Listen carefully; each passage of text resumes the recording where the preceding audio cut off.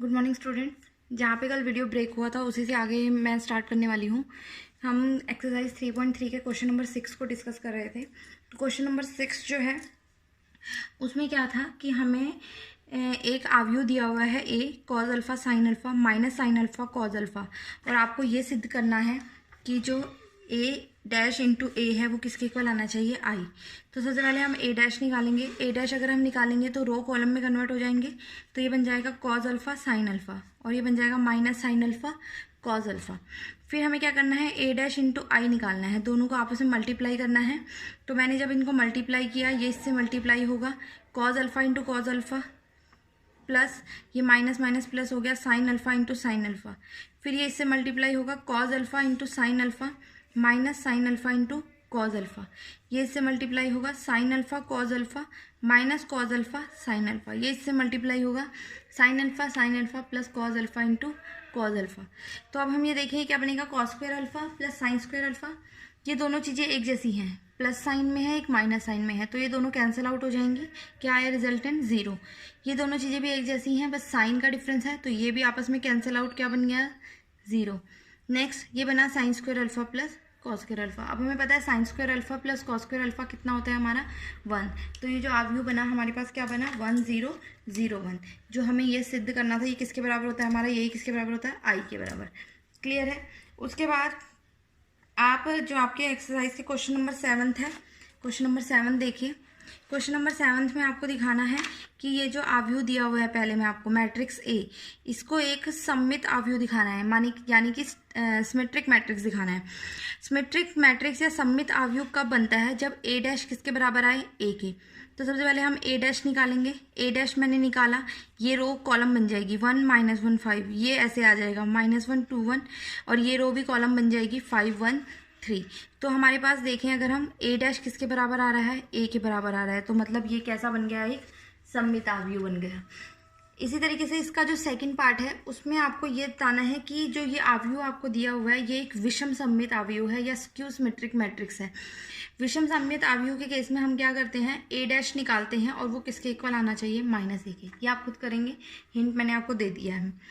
उसके बाद question number 8 देखिए। क्वेश्चन नंबर 8 का सेकंड पार्ट में करा रही हूँ, फर्स्ट पार्ट आप खुद से करेंगे।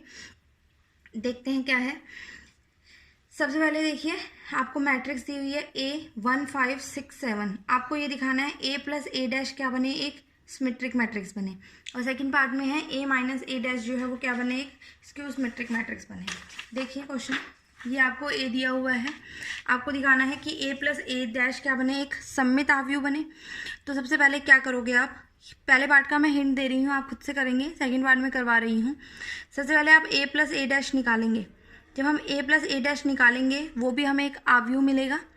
उस आव्यूह को एक नया नाम दे देना पी। अब हमारे पास वो एक आव्यूह है, पी आव्यूह। उस पी आव्यूह का आप क्या करोगे, डैश, उसका परिवर्त निकालोगे, और फिर ये चेक करोगे क्या पी और पी डैश आपस में बराबर आ रहा है। अगर वो आपस में बराबर आ रहा है, इट मीन्स जो ए आव्यूह है वो एक कैसा आव्यूह है, सममित आव्यूह है। उसके बाद क्यू देखिए। क्यू पार्ट में हमें जो सिद्ध करना है, सेकंड पार्ट जो है, सेकंड पार्ट में हमें बताना है कि जो ए आव्यूह है ये आपको दिया है, और ए माइनस ए डैश को आपको विषम सममित आव्यूह सिद्ध करना है। तो सबसे पहले हम ए माइनस ए डैश निकालेंगे। इसको मैंने क्यू नाम दे दिया, क्यू बराबर ए माइनस ए डैश। ए आपको दिया हुआ था 1 5 6 7, माइनस ए डैश जब निकालेंगे 1 5 ऐसे हो गया, 6 7 ऐसे हो गया। मेरे ख्याल से सबको परिवर्त निकालना या डैश निकालना, ट्रांसपोज निकालना आ गया होगा। उसमें हम क्या करते हैं, पंक्तियों और स्तंभों को आपस में बदल देते हैं। जो पंक्ति है वो स्तंभ बन जाता है, और जो स्तंभ है वो पंक्ति बन जाती है। ये हमारे पास आ गया। अब हमें इन दोनों को घटाना है। दो आव्यूह को कैसे घटाते हैं, पहले एलिमेंट में से पहला घटेगा, मतलब 1 -1 0, मैं डायरेक्ट लिख रही हूँ। 5 - 6 -1, 6 - 5 1, 7 - 7 0। ये क्या है आपके पास, क्यू। हमें इसको क्या दिखाना था, ए माइनस ए डैश को विषम सममित आव्यूह। क्या दिखाना है, विषम सममित आव्यूह। और विषम सममित आव्यूह की डेफिनेशन क्या कहती है कि इस क्यू डैश को किसके बराबर आना पड़ेगा, माइनस क्यू के बराबर आना पड़ेगा। तो सबसे पहले हम क्यू डैश निकालते हैं। क्यू डैश अगर हम निकालें तो ये ऐसे हो जाएगा 0 -1 और 1 0, ये क्यू डैश है। अगर मैं माइनस क्यू निकालूँ, माइनस क्यू क्या बनेगा, इसका हर एलिमेंट माइनस कर देंगे हम, -0 तो 0 ही रहता है, ये माइनस माइनस प्लस हो गया, ये क्या हो गया -1 और ये हो गया 0।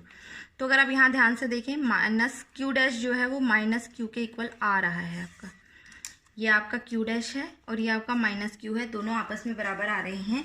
इसका मतलब क्यू डैश था क्या, a माइनस ए डैश, इसका मतलब जो a माइनस ए डैश है वो क्या बन रहा है आपका विषम सममित अवयव।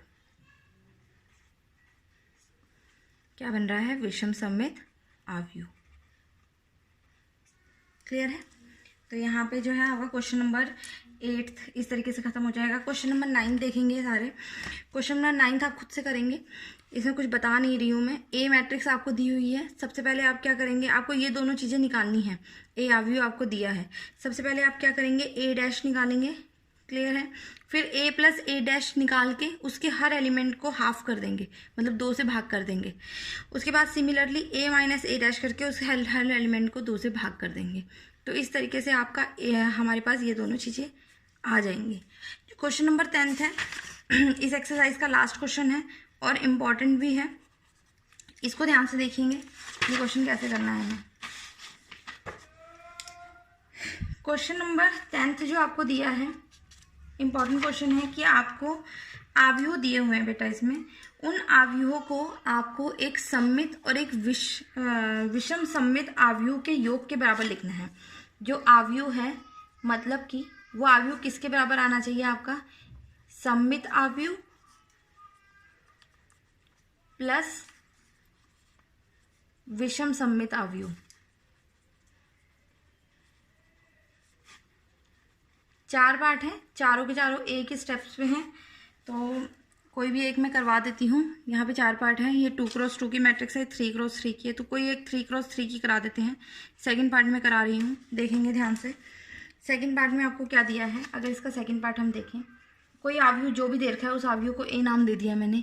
अवयव ए हमें दिया है 6 - 2 2 -2 3 -1 2 -1 3। इस क्वेश्चन को करने के 2 स्टेप्स हैं। क्लियर है। 2 स्टेप्स क्या हैं, सबसे पहले आप 2 अवयव निकालोगे p और q। p को नाम दोगे 1/2 a प्लस ए डैश, और q अवयव निकालोगे 1/2 a minus A dash.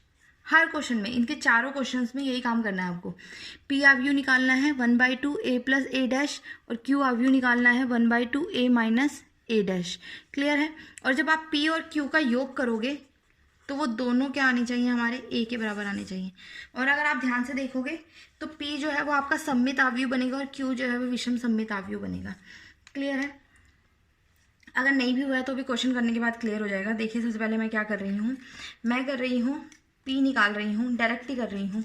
p है 1/2 a plus A dash. Clear. तो 1/2 a क्या है आपका, लिखो a अवयव, बड़ी ब्रेसेस में लिख रही हूँ। a है हमारा 6 - 2 2 -2 3 -1 2 -1 3। क्लियर। प्लस a डैश करेंगे तो इसी का डैश हो जाएगा। इसका डैश कैसे होगा, 6 पंक्ति का स्तंभ बन जाएगा। 6 - 2 2 -2 3 -1 2 -1 3। क्लियर। 2 अवयव जोड़ रहे हैं, डायरेक्ट जोड़ रही हूँ मैं। 6 और 6 कितना हो गया, 12 -2 कितना हुआ, माइनस का 4 2 + 2 4 -2 -4 3 + 3 6 -1 -2 2 और 2 मिलके कितना बना 4 -1 -2 3 3 6। इनका हाफ हो रहा है, इनका हाफ कर दो, ये बन गया 6 -2 2 -2 3 -1 2 -1 3। 2 से भाग कर दिया, हाफ करने का मतलब मैंने ये निकाल दिया। a प्लस ए डैश किया, उसको 1/2 कर दिया, तो ये चीज़ हमारे पास p हो गया। अब ये p में अवयव आया है आपके पास। ठीक है। हमें सबसे पहले तो ये देखना है कि क्या p सममित अवयव बन रहा है। p डैश निकाल के देखो। अगर p डैश निकालूँ मैं, 6 - 2 2 -2 3 -1 2 -1 3, तो अगर हम ध्यान से देखें किसके इक्वल आ रहा है, p के इक्वल आ रहा है। तो मतलब p जो है वो क्या बन गया, एक सममित अवयव। p कैसा अवयव बन गया, एक सममित अवयव। क्लियर। तो इसका पहला स्टेप मिल गया, हमें एक सममित आव्यूह मिल गया। अब हमें एक विषम सममित आव्यूह निकालना है। विषम सममित आव्यूह करने के लिए हमने क्या किया, एक आव्यूह लिया क्यू हम जो निकालेंगे 1/2 a माइनस a डैश करते हैं, जो हमारे पास स्टेटमेंट है उसके अकॉर्डिंग ही 1/2 a क्या दिया हुआ है आपको, a मैट्रिक्स वही है 2 - 1 3 माइनस a डैश कर देंगे 6 - 2 2 -2 रो का कॉलम बन जाता है 3 - 1 2 - 1 3। क्लियर। तो ये हमारे पास क्या बन गया, a डैश। अब हमारे पास a और a डैश हमारे पास आ गए, तो हम क्या करेंगे, दोनों को घटा देंगे।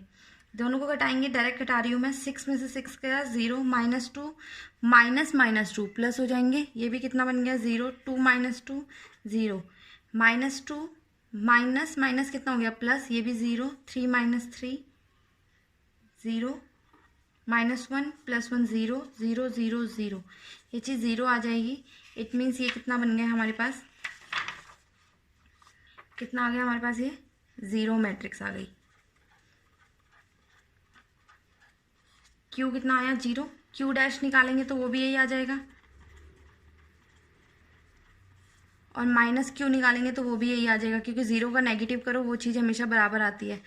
ठीक है, 0 + माइनस कुछ भी नहीं होता है, तो क्यू डैश जो है वो माइनस क्यू के इक्वल आ रहा है, तो हम ये कह सकते हैं कि क्यू जो है वो क्या बन गया, एक विषम सममित आव्यूह।